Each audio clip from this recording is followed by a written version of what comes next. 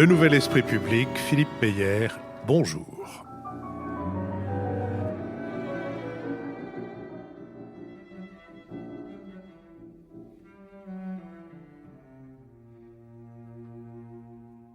Bonjour, merci de nous avoir rejoints pour ce nouveau Nouvel Esprit Public, le premier en public, en direct et à l'école alsacienne. Depuis maintenant, je crois, 1 an, on avait eu le temps d'en faire un pendant la courte période de rémission entre 2 confinements. Et donc, nous sommes très heureux et très reconnaissants à l'école alsacienne de nous accueillir une fois de plus. Nous, c'est-à-dire Jean-Louis Bourlange, président de la Commission des Affaires étrangères de l'Assemblée nationale, Nicole Niesotto, titulaire de la chaire Union européenne au Conservatoire national non pas d'art dramatique, des arts et métiers, mais des arts et métiers, et Marc-Olivier Padis, directeur des études de la Fondation Terra Nova, et Richard Verly, correspondant à Paris du quotidien helvétique Le Temps. Nous sommes partenaires de l'hebdomadaire Le 1, dont le dernier numéro se demande quoi de commun entre le 40e anniversaire de l'élection de François Mitterrand et la crise sanitaire que nous traversons encore, la culture. Hier, placée au premier rang d'une politique, elle se trouve aujourd'hui reléguée en accessoire d'une société centrée sur l'économie et fort malmenée depuis le début de la pandémie. C'était l'introduction de ce numéro. Il est intitulé « Faut-il canoniser Jack Lang ?» Si je peux me permettre de me citer moi-même, et je vais me le permettre, une fois n'étant pas coutume, le 1 m'a demandé de répondre à cette question, et ma réponse est résolument négative. Les génuflexions à la manière de Télérama devant cette attrape-bobo m'ont poussé à une certaine sévérité, mais surtout au rappel de tout ce qui a été fait depuis la création du ministère de la Culture et à l'incitation à ne pas falsifier le passé pour mieux fabriquer un faux présent. Je crains en ce qui me concerne que Jack Lang ne soit que ce qui reste quand on veut tout oublier de François Mitterrand. Dans le cours de nos badas, si c'est pour la culture, on a déjà donné, nous avons mis en ligne mercredi dernier, un entretien avec Arnaud Saïté, cabaretier au long cours, installé sur la péniche Le Marcounet, en face de l'île Saint-Louis, à bord de laquelle les amateurs de jazz ont trouvé un nouveau rendez-vous. Nous allons maintenant passer au sujet de cette émission. Je rappelle qu'après l'émission, nous consacrerons une bonne demi-heure aux réponses aux questions, interventions, objections, manifestations de notre public, qui est aussi nombreux qu'il peut l'être, puisque la jauge et les mesures sanitaires ne permettent que 98 places, et nous avons en face de nous 98 têtes. Intéressons-nous, si vous voulez bien, à la réforme de la fonction publique. Le président de la République a annoncé en avril devant un parterre de 600 hauts fonctionnaires la suppression de l'École nationale d'administration, imaginée par Jean Zay sous le Front populaire et créée par le général de Gaulle en 1945. Elle doit être remplacée à partir du 1er janvier 2022 par un Institut national du service public, ISP, qui rassemblera 14 écoles de fonctionnaires dans les locaux de l'ENA à Strasbourg, et qui d'ailleurs préservera ceux qui auront suivi sa formation, parce qu'il est peu probable qu'on dise des ISPART ou des ISPART. Et donc, voilà au moins une chose que cette réforme aura produite. Les élèves auront toujours le statut de fonctionnaire stagiaire et un effort sera consenti en direction des boursiers de l'enseignement supérieur. Cette INSP est conçue non pas comme une grande école, mais comme un institut dans lequel les cadres de la fonction publique pourront se former tout au long de leur carrière, afin, selon le ministère de la Transformation et de la fonction publique, de diversifier le recrutement des hauts fonctionnaires, là où l'image de l'ENA était ternie par l'entre-soi social.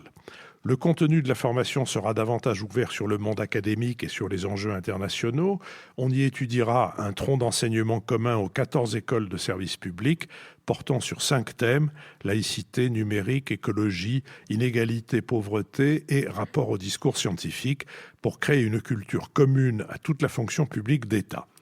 Autre innovation, les élèves n'intégreront plus directement les grands corps en fonction de leur classement, mais ils seront affectés pendant 2 ans à des postes opérationnels ou de terrain. C'est la fin de la BOT, la fameuse BOT qui permettait à peu près aux 15 premiers d'intégrer le Conseil d'État, la Cour des comptes ou l'Inspection générale des finances.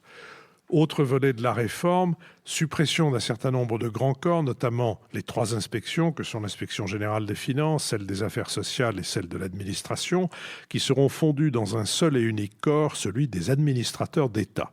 En revanche, les corps attachés au Conseil d'État et à la Cour des comptes, du fait de leur fonction juridictionnelle, jouissent d'une protection constitutionnelle et ne seront pas touchés.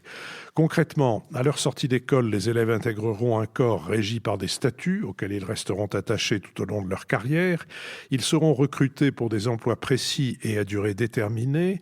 Et si le corps préfectoral est amené à disparaître, la fonction et le métier de préfet seront en revanche préservés. Il s'agit de fonctionnaliser ces missions, explique-t-on, au ministère de la Transformation et de la fonction publique. Sur cette question, Marc-Olivier Padis. C'est un sujet, je pense, dont on a déjà parlé, qui revient régulièrement dans le débat public en France. Et pourtant, je ne suis pas sûr d'avoir tout à fait compris, identifié le cœur du problème. À quel problème cherche-t-on à répondre? Quel est le diagnostic? Est-il partagé? Je ne suis pas sûr d'avoir la réponse à ces questions. Et pourtant, c'est le point de départ minimum pour mener une réforme. Donc, 4 hypothèses. Est-ce que c'est un problème d'efficacité de l'action publique? C'est ce que semble avoir montré la crise du Covid, une difficulté de l'État à mettre en place la réponse la plus adaptée. Mais est-ce que cette réforme vise uniquement l'efficacité? Je ne crois pas. Deuxièmement, est-ce que c'est pour répondre à la crise de confiance? C'est clair qu'il y a une crise de confiance qui touche, disons, les élites françaises. Cependant, quand on regarde, par exemple, l'enquête du Cevipof sur la confiance en France, c'est la classe politique est davantage touchée par la défiance que la haute fonction publique. C'est pas sûr que ce soit la priorité. Mais c'est une manière de détourner de l'attention des uns vers les autres. C'est ce que disent beaucoup dans des tribunes, beaucoup d'énarques, que c'est qui servent d'exutoire, de fusible. Troisièmement, est-ce que c'est un malaise de la fonction publique? Est-ce qu'il s'agit de répondre à un malaise de la fonction publique? C'est vrai qu'il y a sans doute un problème de management interne, de gestion des carrières, mais aussi de gestion de l'autorité. On sait que l'État français est très hiérarchique, très cloisonné. Et donc, il y a des progrès à faire là-dessus. D'ailleurs, c'est assez emblématique que la déclaration du président de la République, comme l'a rappelé Philippe, a été faite lors d'une convention managériale de l'État. Donc ça semble indiquer qu'il y a des progrès à faire dans cette matière-là. Quatrièmement, est-ce que c'est un problème ouverture sociale, ouverture de la caste pour lutter contre la reproduction des élites? Le sujet n'est pas évident parce que la fonction publique, elle est censée d'abord obéir à des normes de comportement, l'impartialité, la rigueur, l'efficacité. La question de la représentativité est un peu difficile à argumenter parce que c'est la classe politique qui doit représenter le pays. C'est pas. En même temps, on comprend bien que si l'administration n'est pas à l'image de la société, ça peut poser des problèmes du point de vue de la confiance. Et puis d'autre part, on sait que l'ascenseur social, la mobilité, la mobilité notamment par le système scolaire fonctionne moins bien que par le passé. Donc tout ça pour dire que le diagnostic est difficile, d'autant plus que dans le débat public, les premiers concernés, les énarques, les hauts fonctionnaires, ont de façon disproportionnée la parole sur ce sujet. Et donc on a vu beaucoup de contributions, de contestations, de questions. Tout ça pour parler de plusieurs dizaines d'élèves. Donc, c'est difficile aussi de penser que toutes nos difficultés viennent simplement de ce point de fixation. Cependant, ces élèves, ils ont toujours, et tous ceux qui sont sortis, ont un grand sens du service public. Ils parlent beaucoup, souvent en termes de vocation.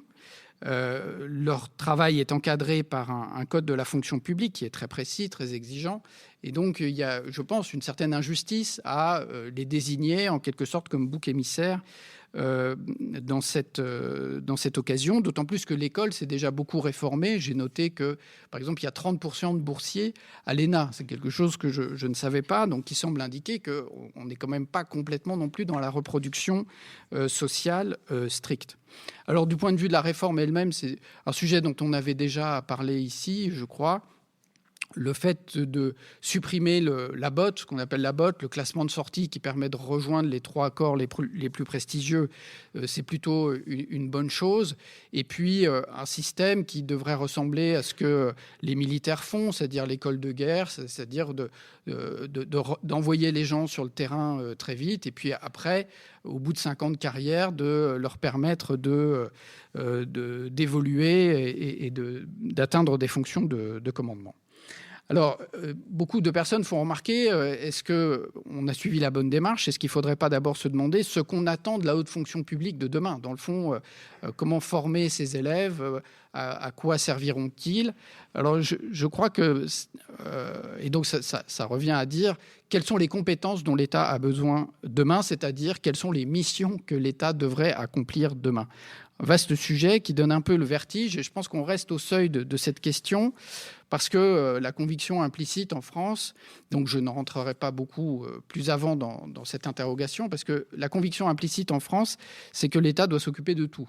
Et donc, c'est difficile de définir un champ d'intervention privilégié. Dès qu'il y a un problème, on se tourne vers l'État. Et d'ailleurs, c'est ce qui s'est passé au moment de la crise des Gilets jaunes. Et on voit bien d'ailleurs que cette réforme est aussi fait partie des promesses que le président avait faites à la fin du débat qui devait clore la réponse à la colère des Gilets jaunes. Alors, quels sont les sujets? Pour finir rapidement, il y a 3 points. Recrutement plus divers, une formation plus transversale, une gestion de carrière plus souple. Et le gouvernement insiste beaucoup sur l'idée que ce qui manque, c'est la prise de risque, l'initiative, la réactivité. Est-ce que le fait de toucher au corps permettra de répondre à cette question? Pour moi, ça reste tout à fait ouvert. En ce qui concerne les préfets, si j'ai bien compris, la difficulté, c'est que, en fait, dans le statut des préfets, on ne peut pas affecter un préfet à une autre fonction que celle de préfet. Et donc, il y a beaucoup de préfets hors cadre. J'ai été surpris de noter qu'il y a autant de préfets hors cadre que de préfets en exercice dans des territoires. Donc, ça fait quand même beaucoup. Et donc, plus de transversalité, le fait de pouvoir changer de poste, d'avoir une mobilité, d'où l'idée de la formation continue, c'est assez intéressant. Alors, le dernier point, moi, finalement, ce qui me préoccupe dans tout ce sujet dont on aime beaucoup parler, c'est qu'il y a un angle mort de tout ce débat qui est la formation universitaire. En fait, quand on dit il faut diversifier les profils, alors je sais que maintenant il y a une filière d'accès à l'ENA pour les gens qui sont passés par l'université, mais la spécificité française, c'est qu'on met toujours de côté dans ce débat sur la formation des élites, on met toujours l'université de côté.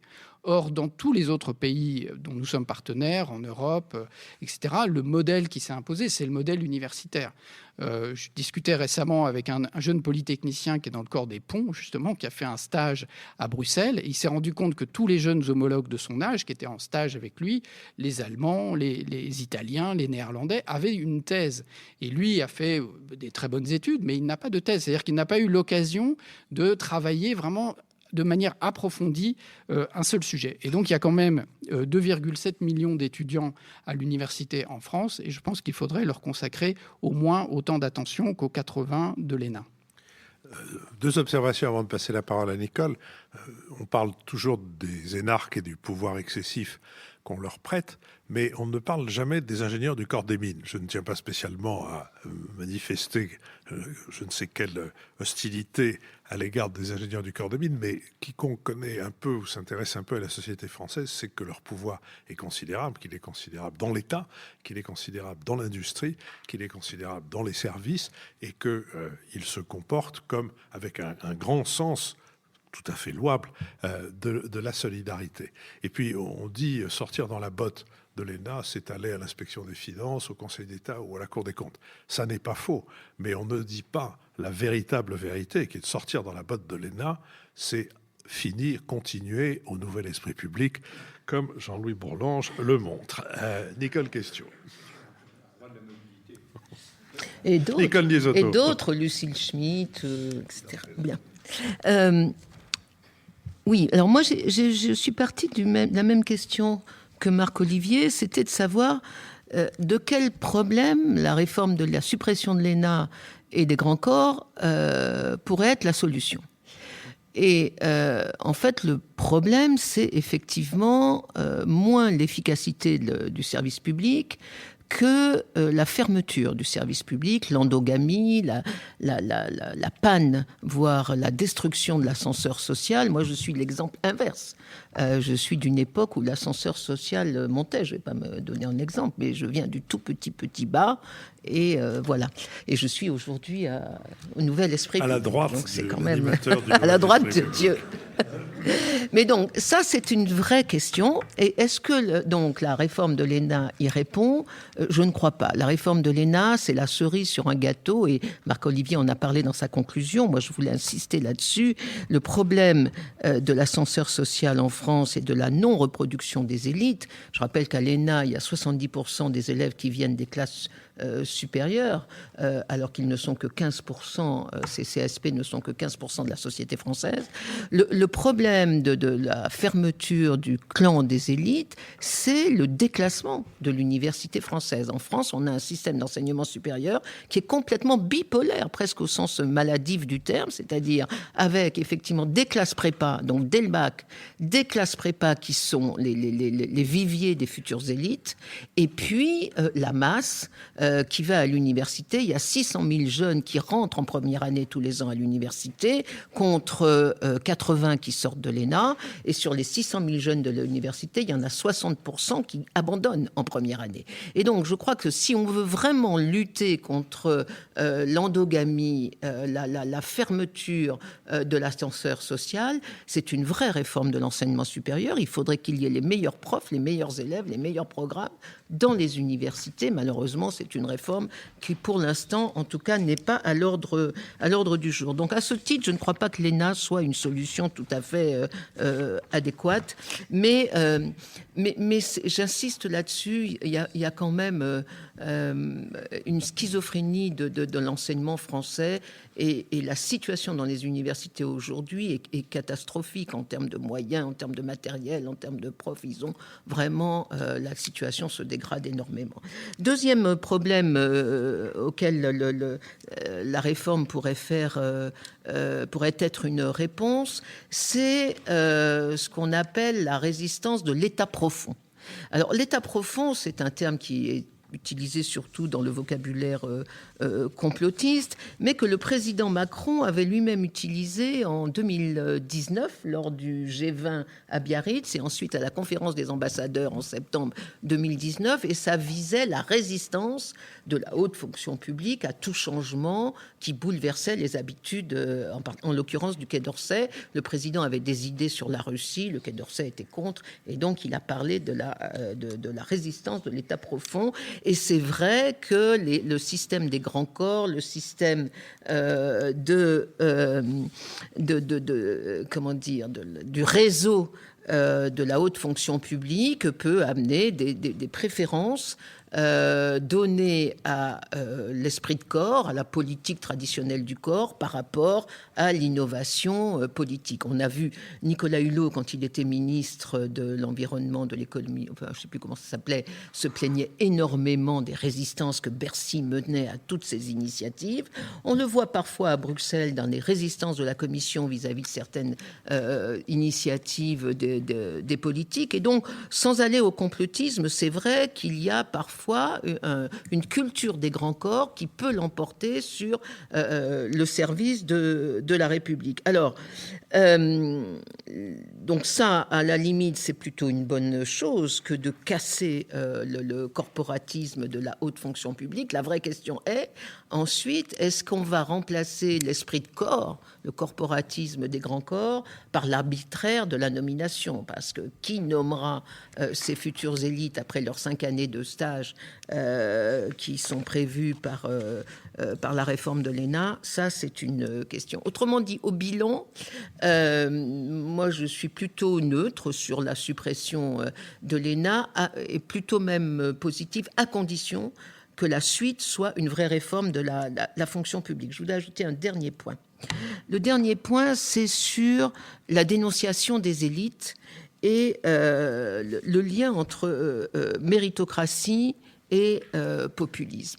On sait qu'un des grands thèmes du populisme, c'est la dénonciation des élites, et en particulier des 3 élites qu'ils mettent tous dans le même paquet, qui sont les journalistes, les hommes politiques et la haute fonction publique. Et certains se sont demandé si cette réforme de l'ENA étant le symbole de l'élitisme français, n'était pas le côté populiste d'Emmanuel Macron. Alors ça, je n'en sais rien, mais dire que la méritocratie est bloquée en France et qu'il n'y a plus d'ascenseur social, si c'est ça être populiste, moi je veux bien l'être, parce que c'est simplement une vérité vraie. Mais ce que je voudrais dire surtout, c'est qu'il y a quand même quelque chose dans la fonction publique aujourd'hui qui est contraire au service public. Je m'explique. C'est l'idée que le statut est plus important que le mérite. Aujourd'hui, toute la fonction publique, et pas la haute, la petite, est fondée sur l'idée que le mérite individuel, c'est mal, donc pas de prime, pas de différenciation, parce que le statut, c'est bien. Et ça, c'est une catastrophe. Moi, je le vis dans l'enseignement supérieur. Je vais vous donner un exemple pour finir. Il se trouve que j'étais membre du conseil d'administration de mon institution et qu'on devait augmenter la prime d'excellence. La prime d'excellence, c'est une prime qu'on donne aux jeunes chercheurs, en particulier aux maîtres de conférences, quand ils font vraiment des efforts en matière de recherche. Et les syndicats ont voté contre. Tous les syndicats. Et après, en tant que président du conseil d'administration, je suis allée leur demander mais pourquoi ? Et la réponse a été nous sommes contre la notion d'excellence. Et ça fait réfléchir, parce que si le service public français est fondé sur le pouvoir du statut contre la mérite individuelle, on est mal. Richard Verly. Si j'écoute Nicole et si je lis le document que j'ai sous les yeux, c'est-à-dire l'intervention d'Emmanuel Macron le 8 avril 2021, c'est à ce moment-là qu'il a exposé sa réforme, eh bien je pense qu'il a raison. L'État en France, et je crois que chez Emmanuel Macron c'est une vraie conviction, l'État fonctionne mal, l'État est obèse et l'État entrave l'action publique. Ce qui est bien sûr intéressant, c'est que ça vient de la part d'un pur produit du système français de formation des hauts fonctionnaires. Il le sait. Et c'est aussi, je pense, pour cela qu'il se veut offensif, outre le fait qu'il l'avait promis et qu'il en avait parlé durant sa campagne. D'ailleurs, je souligne que lui et, je crois, Bruno Le Maire ont tous les deux démissionné de la fonction publique, maintenant qu'ils assurent des mandats politiques. Ce n'est pas le cas d'autres personnalités qui ont occupé des fonctions éminentes à la tête de l'État français. Et quand on lit l'intervention d'Emmanuel Macron, et je voudrais aller peut-être plus largement que la réforme de l'ENA, on sent très bien ça. Il a le sentiment qu'aujourd'hui, cette masse, on va dire, d'administrateurs de tous les degrés est devenue une entrave à la capacité de changer le pays. Or, il s'est donné, rappelons-le, lui, pour objectif de changer le pays en insistant notamment, et ça rejoint ce que dit Nicole autour de l'excellence, sur la responsabilité individuelle. Emmanuel Macron, depuis le début, s'est toujours fait l'avocat de la responsabilité individuelle et de la capacité de chacun, à changer les choses. Donc je pense que là, il y a ce que je pourrais appeler un arrière-plan de règlement de compte, assez personnel d'ailleurs sans doute, entre Emmanuel Macron et la haute fonction publique française, à commencer par l'ENA. La deuxième chose, c'est qu'il est pris, comme souvent on l'a vu depuis le début de son mandat, dans ses propres contradictions. Parce qu'il veut réformer l'État, mais il veut aussi un État qui continue de fonctionner de manière très verticale, c'est-à-dire au fond, il veut un levier de commande qui ne discute pas en réalité. Et là, c'est quand même tout à fait contradictoire avec l'idée de responsabilité individuelle, parce que si vous voulez que les hauts fonctionnaires soient plus responsables, tiennent davantage compte du terrain, vous devez aussi leur accorder de la latitude par rapport aux consignes venues d'en haut. Et ça, Emmanuel Macron, il n'est pas du tout prêt à le faire. Et donc, on est tiraillé chez Macron entre ces deux impératifs. D'une part, pour employer une expression qui, je crois, avait été employée à propos du ministère de l'Éducation nationale, dégraisser le mammouth. Donc il veut dégraisser le mammouth, mais d'un autre côté, il veut que les défenses du mammouth soient toujours tout à fait acérées pour que la volonté venue d'en haut soit appliquée. Et alors, comme observateur, je dirais un peu extérieur de la situation française, je pense que là, il y a une vraie contradiction problématique. Parce que si vous décentralisez, si vous allez près du terrain, et il le dit à plusieurs reprises, il dit les hauts fonctionnaires, les fonctionnaires doivent être plus proches du terrain, plus proches de la population. C'est ce qu'il appelle, et c'est assez bien dit, la logique du guichet par rapport à la logique de la norme. le guichet, c'est-à-dire l'endroit où l'on vient réclamer, doit être plus important que la norme. Ça rejoint un peu ce que dit Nicole en termes de statut et de... Eh bien, là, je crois que cette contradiction, malheureusement, il n'arrive pas à la lever. Et la difficulté fondamentale de toute cette réforme de l'État, c'est qu'il n'a pas réussi à convaincre aujourd'hui. Et donc, bien sûr, la réforme peut être édictée, elle peut avancer, mais tant que les hauts fonctionnaires, dans leur ensemble, ne seront pas convaincus de l'utilité de cette réforme, ce sera très difficile d'avancer. Je voudrais juste terminer sur un point. Il y a quand même, au passage, une promesse qu'Emmanuel Macron a oubliée, et cette promesse, elle était intéressante, c'était l'idée d'adopter en France le spoil system à l'américaine.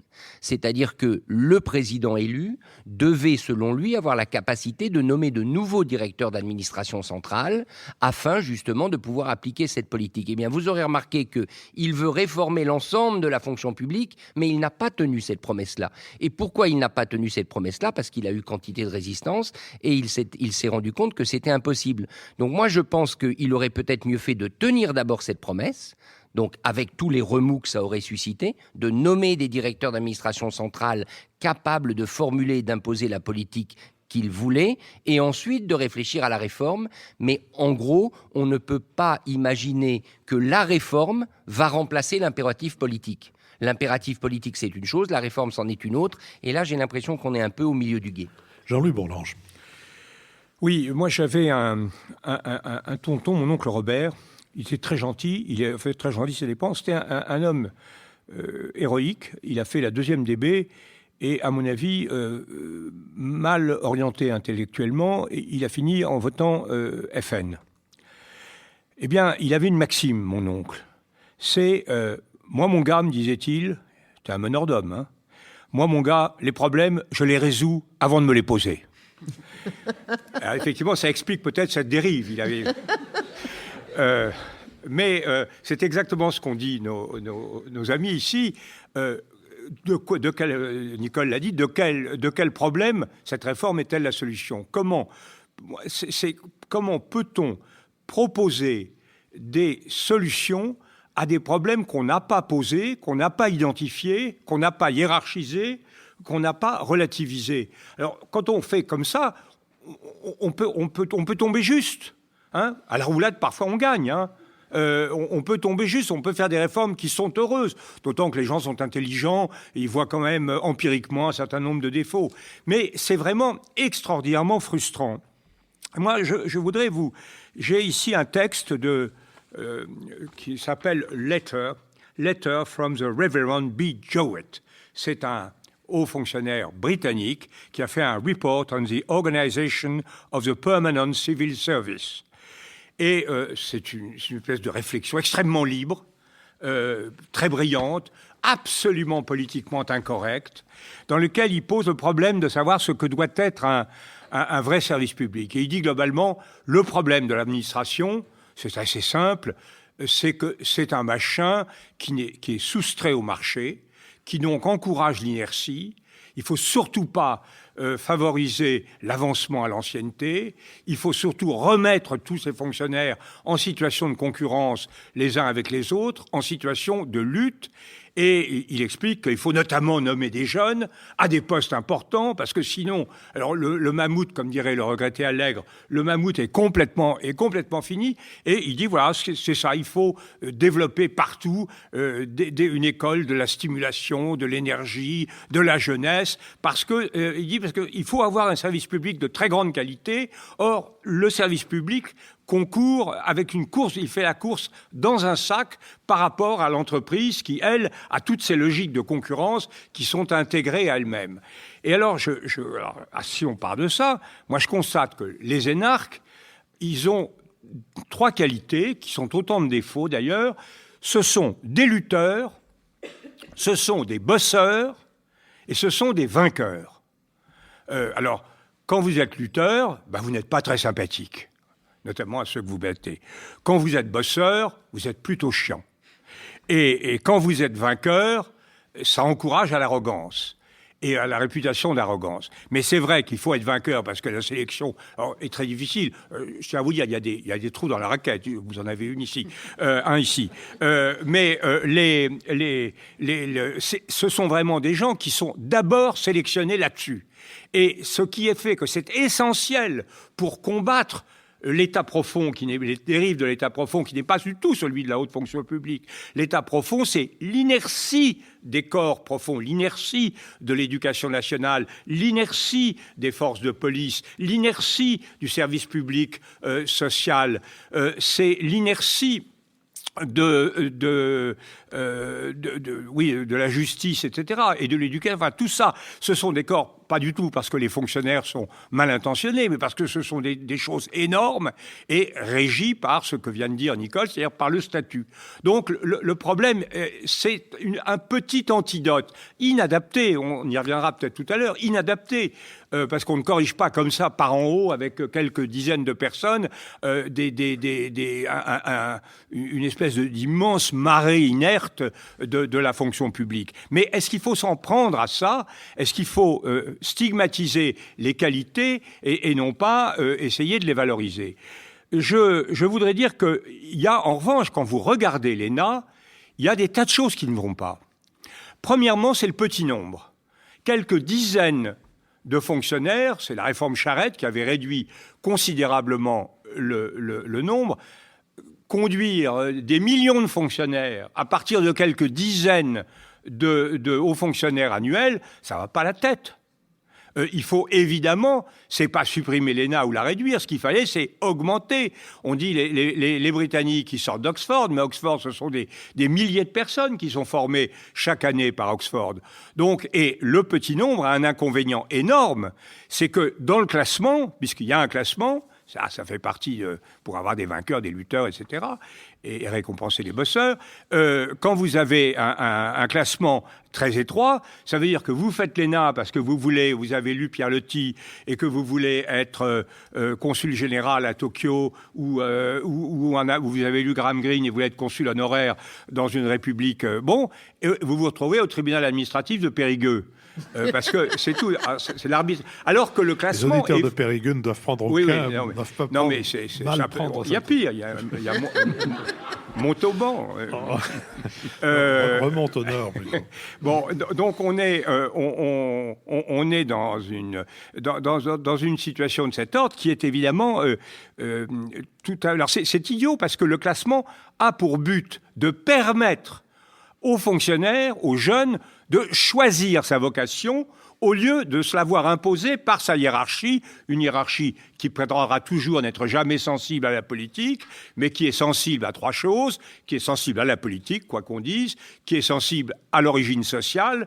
Quand vous faites un concours avec des choses, vous pouvez vous battre. Quand on vous juge, comme on jugeait du temps de Monsieur de Fontenay, Bourdeau de Fontenay, l'aptitude à être diplomate sur la capacité à manger le chou à la crème dans le thé que vous offrez le directeur de l'école, ça devient, je ne sais pas si c'est vrai, c'est un mythe, c'est ce que m'avait raconté Jean Charbonnel, mais c'est difficile. Et puis maintenant, on a l'inverse, on a la doxa, c'est-à-dire qu'il s'agit d'être gentil anti-féminicide, d'être gentil sur le plan de l'égalité des femmes, sur l'égalité de toute et alors là, si vous êtes un peu malin, vous dites les formules sacramentelles qu'il faut dire, et ça n'est absolument pas, c'est très bien, mais ça n'est absolument pas un bon système de critères. Donc voilà, on a alors le problème, le petit nombre. Deuxièmement, la compétence. Oui, il y a un problème de compétence. C'est tout à fait vrai. C'est Richard qui a dit ça, je crois. C'est tout à fait vrai. Pourquoi? Parce qu'on fait l'ENA après une autre école. Mais une école qui vous destine à n'importe quoi, à la philatélie, à la vente des yaourts, vous venez de partout. Et donc, vous arrivez à l'ENA, qui est une école de classement et d'acclimatation administrative, et à aucun moment, vous n'apprenez les disciplines. Donc, il faut qu'il y ait effectivement que l'école recrute plus jeunes, comme les autres grandes écoles, et qu'elle combine, qu'elle soit plus longue, et qu'elle combine évidemment des stages, mais qu'elle combine 2-3 ans de formation théorique dans les domaines approfondis. Et notamment, ça exige, ce qui est possible avec le nombre, un plus grand nombre de spécialisations. Enfin, vous avez un problème de compétences. Et vous avez un problème. Alors, ce que vous n'avez pas, c'est les faux. Je termine là-dessus. Tous les faux problèmes, notamment l'idée que l'ENA concourt à la rigidité, c'est absurde.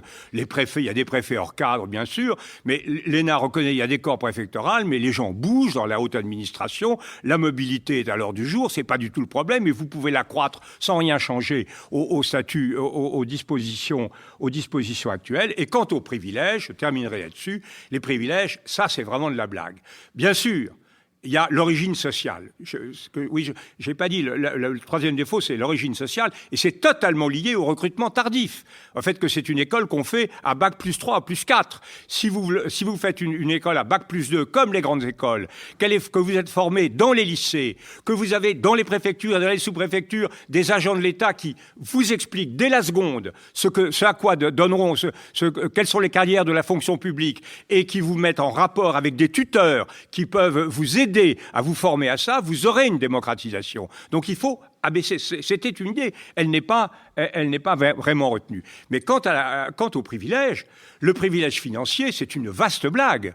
Il y a une seule catégorie d'énarques privilégiés, c'est les inspecteurs des finances quand ils quittent la fonction publique et qu'ils rentrent dans des grandes entreprises, des grandes banques. Ça, c'est arrivé à des gens très très bien. Mais ils sont évidemment cousus d'or. Les autres, les gars de la Cour des comptes, ils finissent en sommet, ils ont 10 000 euros, on leur prend la moitié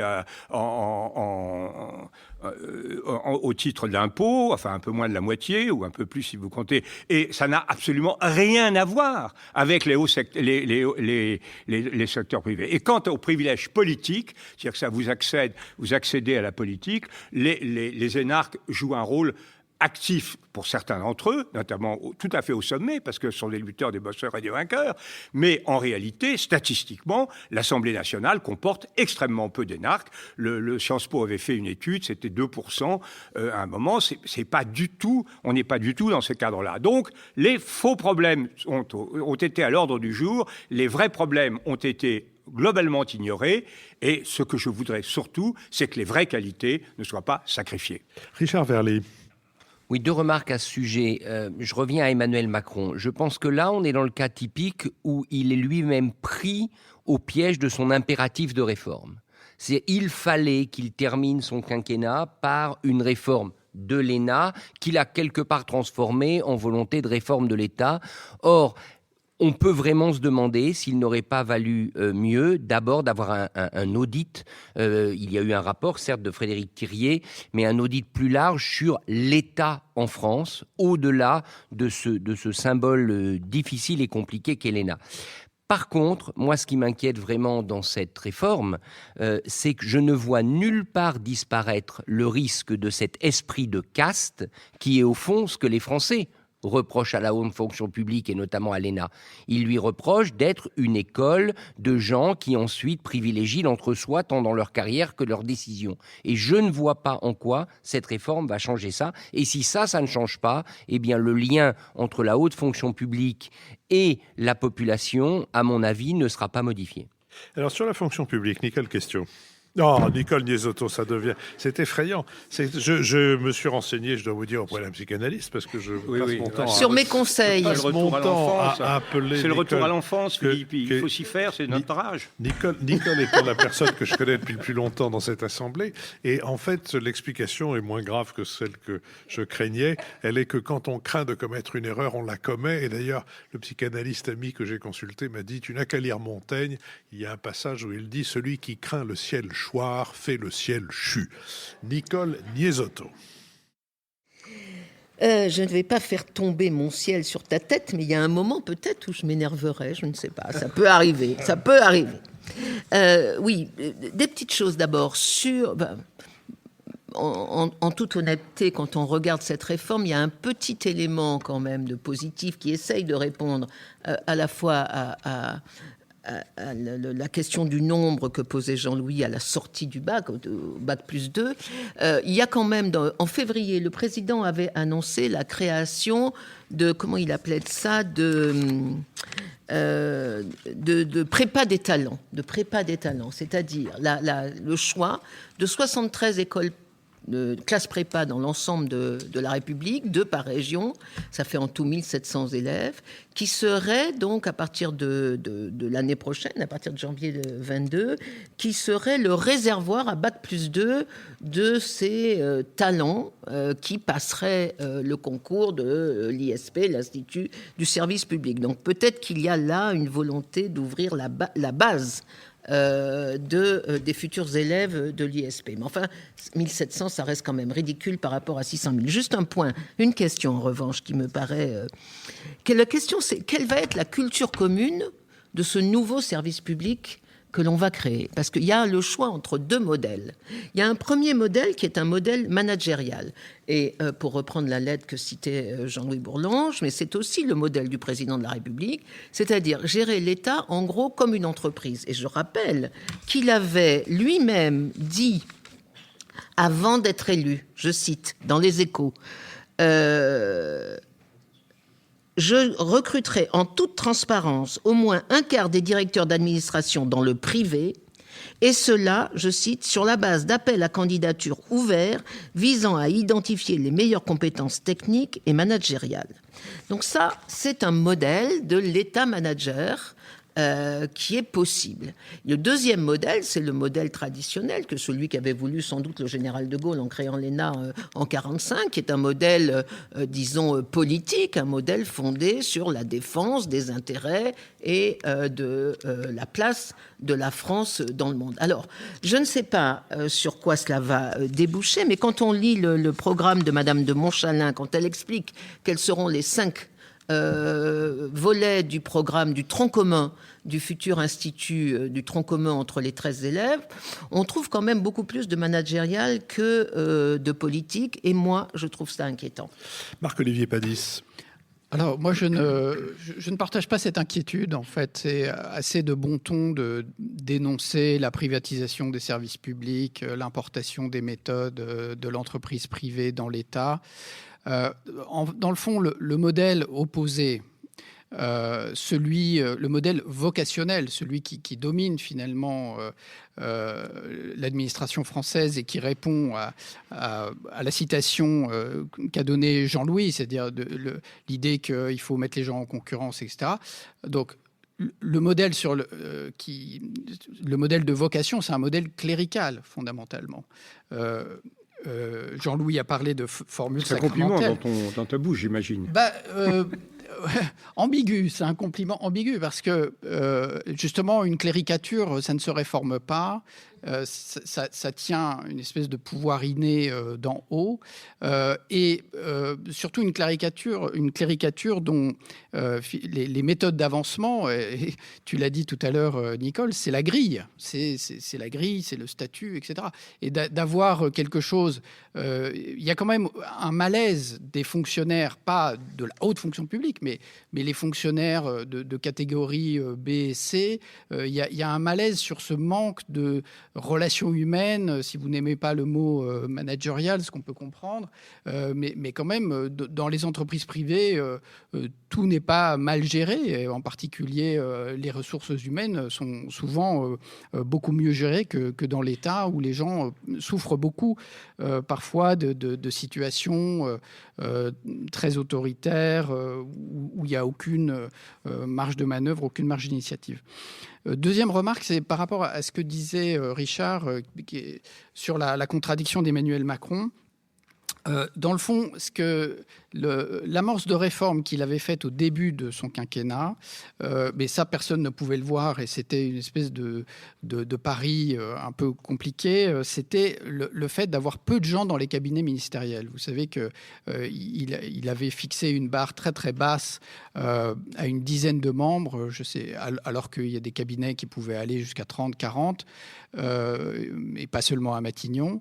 Et donc son idée, c'était qu'avec un cabinet ministériel réduit, ça allait obliger les directeurs d'administration centrale à être plus en dialogue avec le ministre et son équipe, et donc d'impliquer davantage la direction centrale des administrations dans l'action, et donc d'enchaîner comme ça, parce que sinon on avait des cabinets ministériels qui finalement étaient posés mais sans articulation véritable avec après la diffusion au sein des ministères qui pouvaient par inertie résister à des réformes politiques.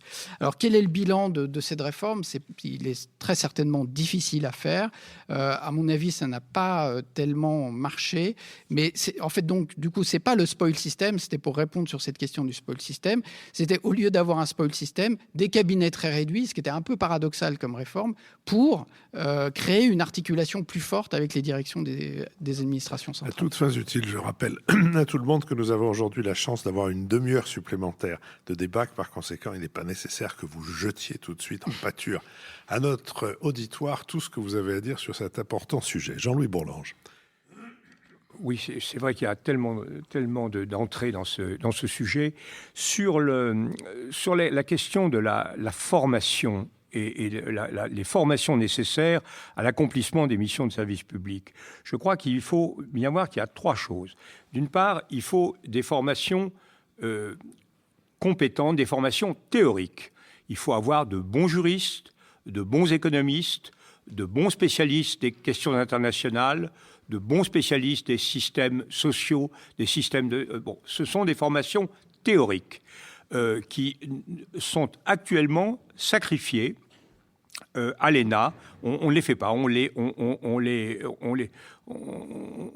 cornérise, on passe dessus, on les surmonte, mais on ne l'aborde pas. D'où le fait que je crois essentiel qui est quelque chose de profond sur ce plan-là, et ça n'existe pas. Ça va de pair avec une phase, et la deuxième chose, des formations spécialisées.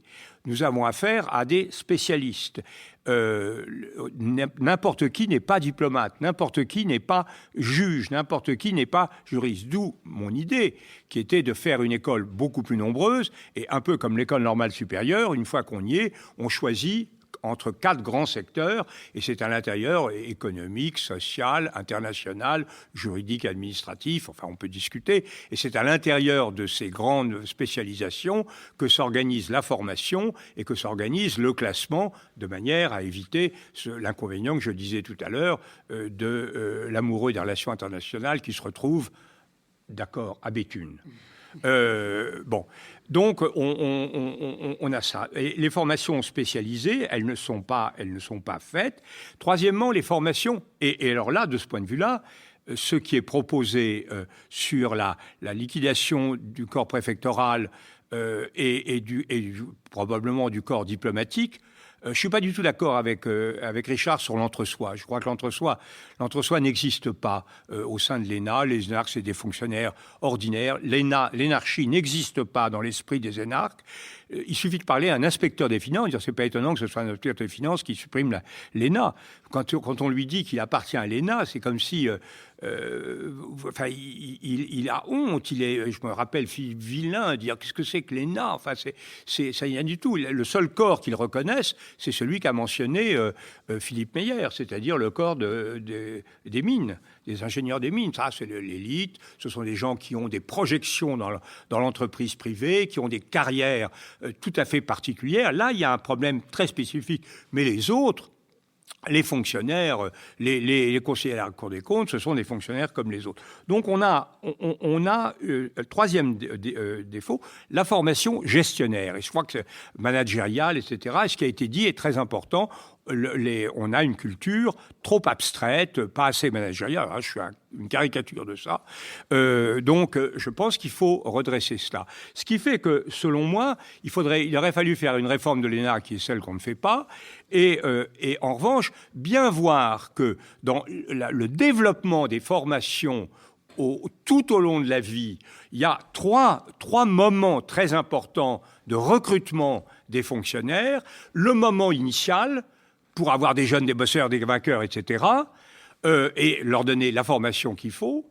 Ensuite, une formation une sélection au bout, alors là, est-ce que c'est l'école de guerre ou pas l'école de guerre, j'en sais rien, mais au bout d'une dizaine d'années de gens qui ont une expérience extraordinaire, notamment dans les collectivités territoriales. Mes amis à la Cour des comptes, qui sont présidents de chambre à la Cour des comptes, me disent, les fonctionnaires qu'on voit venir, des gens qui ont géré des syndicats intercommunaux, des choses, ou des hôpitaux, etc., ils ont des connaissances du terrain de l'administration qu'il faut absolument recycler dans le haut niveau de la fonction publique. Et troisième volet, l'appel à la société civile, ça se fait plus tard et ça demande, là aussi, une formation et une sélection spécifique. Donc il faudrait avoir quelque chose de très démultiplié comme cela. Voilà ce que je pense sur cette affaire, mais je crois que véritablement, je ne trouve que ce que Madame de Montchalin.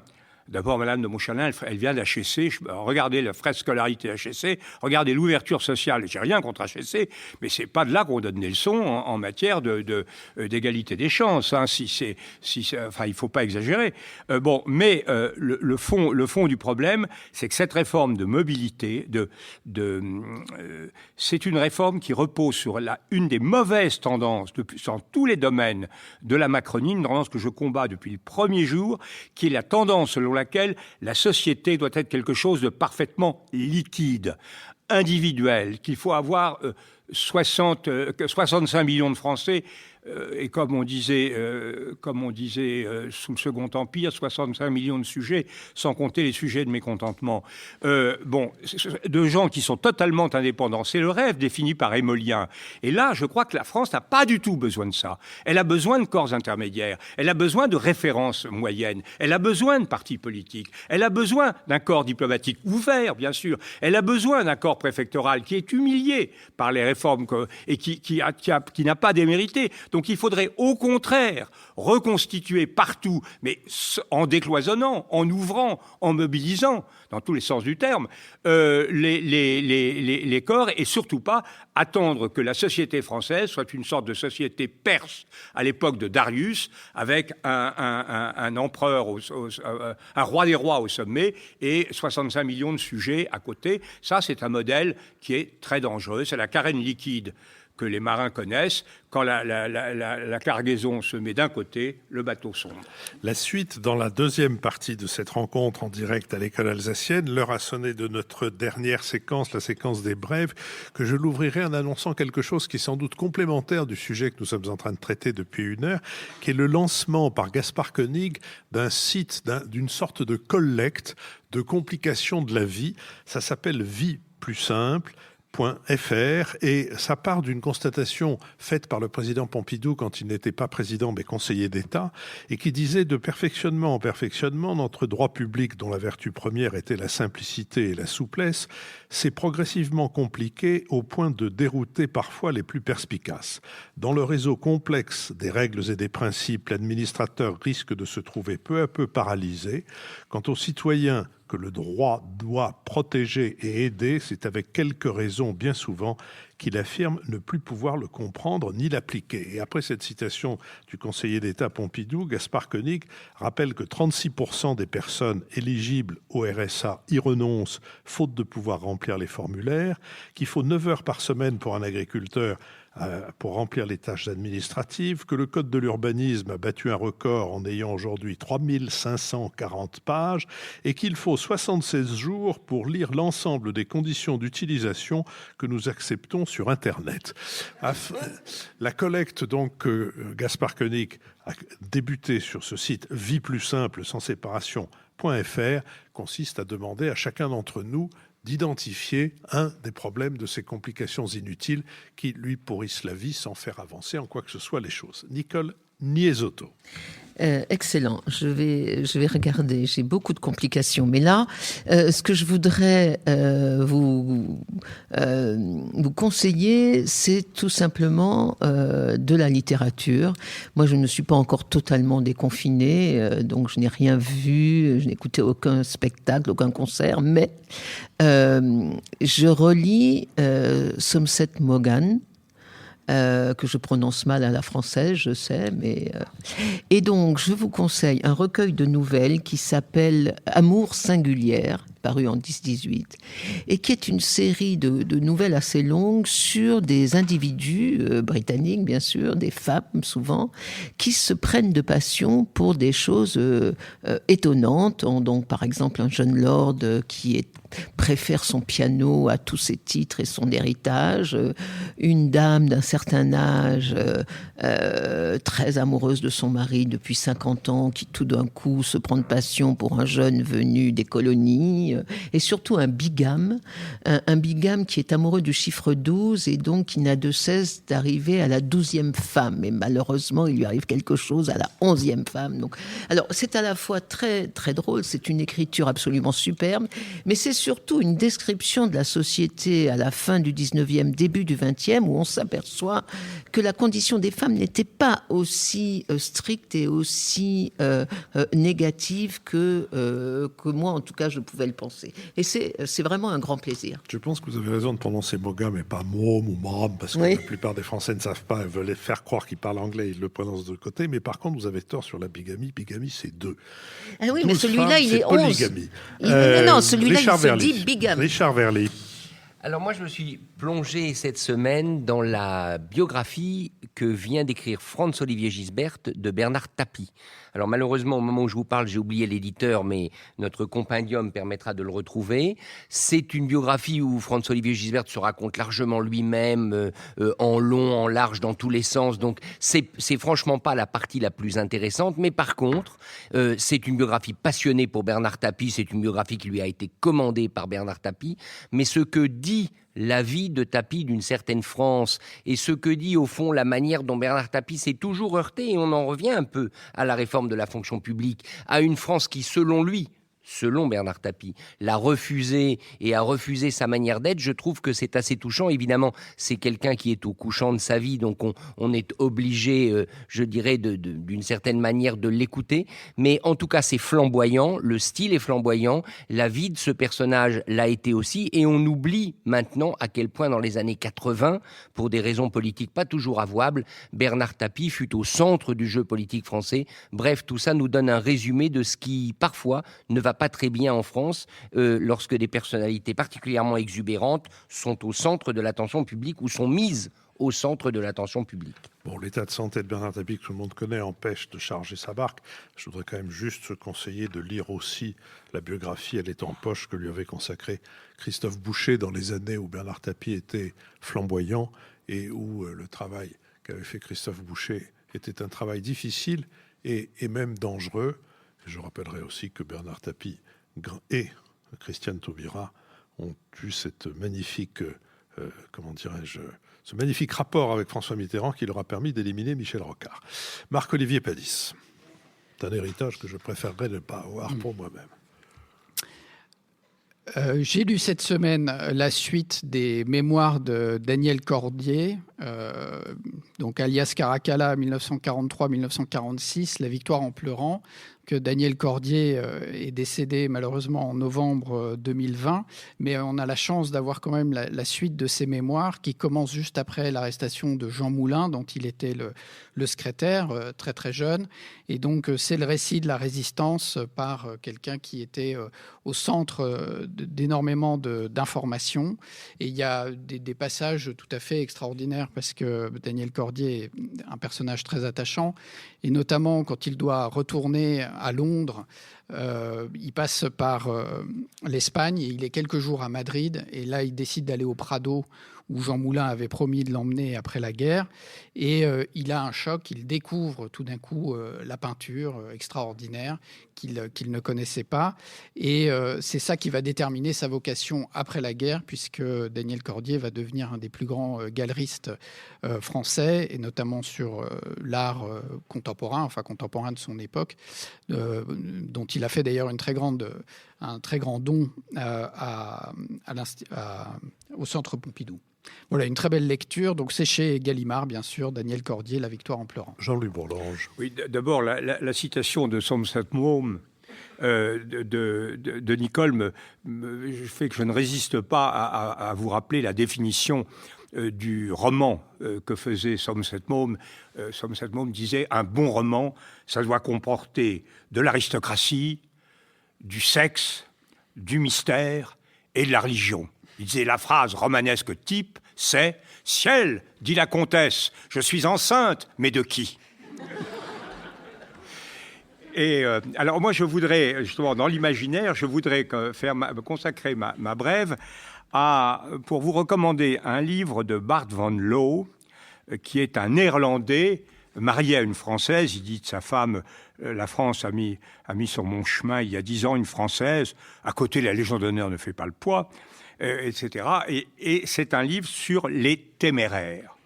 Et alors, les téméraires, c'est intéressant parce que la Maison de Bourgogne, moi j'ai toujours été très attentif à la Maison de Bourgogne et à un regard un peu différent, notamment inspiré par Tocqueville et son aïeul Malesherbes, qui regardait ça d'assez nettement, qui voyait que le malheur de la France venait quand la Cour des comptes, la Chambre des comptes, a imposé une loi de fer à la monarchie et que l'école de Bourgogne avait représenté un peu un parti de la liberté. Alors ça, c'est l'abomination, notamment c'est l'abomination de l'abomination pour Éric Zemmour. Pour lui, c'est l'anti-France, point final. Les Bourguignons, Jean sans peur, les anti-France, l'alliance avec les Anglais, la livraison de Jeanne d'Arc, etc. Tout ça est beaucoup plus compliqué.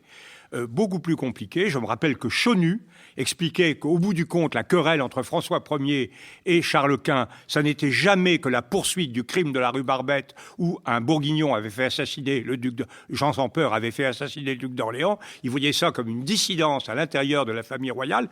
Et là, les téméraires, on voit bien que c'est un autre regard, un autre imaginaire sur la Bourgogne, sur la Belgique, sur les Pays-Bas, qui est absolument essentiel au cœur de l'Europe, qui ne nous est pas du tout familier. On pourrait ajouter la Suisse, pour faire plaisir à Richard, et qui est quelque chose de... Alors, il le décrit avec talent, avec beaucoup de verve. C'est un livre qui se lit très facilement. C'est une autre façon de voir la branche cadette des Valois.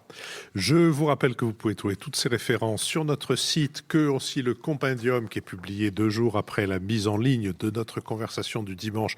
Le compendium vous permet d'avoir un compte-rendu analytique, et nous sommes le seul podcast à offrir cette possibilité, de notre conversation d'aujourd'hui. Je remercie Sophie Jacquin, avec qui cette émission a été préparée, Benoît Carré, qui précisément rédige ce compendium, Nicolas Tourneau, qui veille au site, Olivier Magloire, qui veille aux complications éventuelles des plateformes de financement sur lesquelles vous pouvez vous rendre quand vous voulez. Je remercie également Christian Sori, qui pour l'école alsacienne a assuré, comme il le fait toujours, la prise de son, avec Kevin Dardonville, qui lui l'a fait au nom de Nouvelles Écoutes, qui est notre producteur. Donc dans la demi-heure qui suit et qui sera diffusée mercredi prochain, nous allons échanger avec nos auditeurs sur les questions que nous venons de soulever aujourd'hui.